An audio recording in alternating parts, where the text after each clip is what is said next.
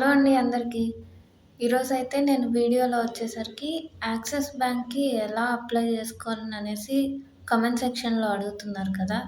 Process ఏంటంటే నేను registration link అయితే కామెంట్ సెక్షన్‌లో పెడతాను. ఆ లింక్ క్లిక్ చేస్తే అప్లై నౌ వస్తది.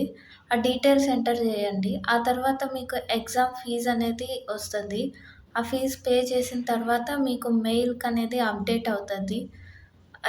ఎగ్జామ్ అయితే ఆప్టిట్యూడ్ టెస్ట్ అయితే ఉంటది. మొత్తం 65 మినిట్స్, 56 క్వెషన్స్ అయితే ఉంటది. వర్బల్ ఎబిలిటీ అది కూడా నేను కామెంట్ సెక్షన్‌లో మెన్షన్ చేస్తాను.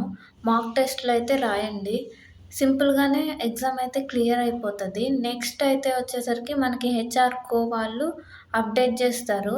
మీరు కనుక ఫస్ట్ రౌండ్ అనేది క్లియర్ అయితే నెక్స్ట్ రౌండ్ అనేది వాళ్ళు చెప్తారు. సెకండ్ రౌండ్ వచ్చేసరికి స్క్రీనింగ్ టెస్ట్ అయితే ఉంటది. ఒక టాపిక్ ఇచ్చి స్క్రీన్ మీద ఒక 15 మినిట్స్ మాట్లాడమంటారు. ఆ తర్వాత అది కనుక క్వాలిఫై అయిన తర్వాత హెచ్ఆర్ రౌండ్ అయితే ఉంటది.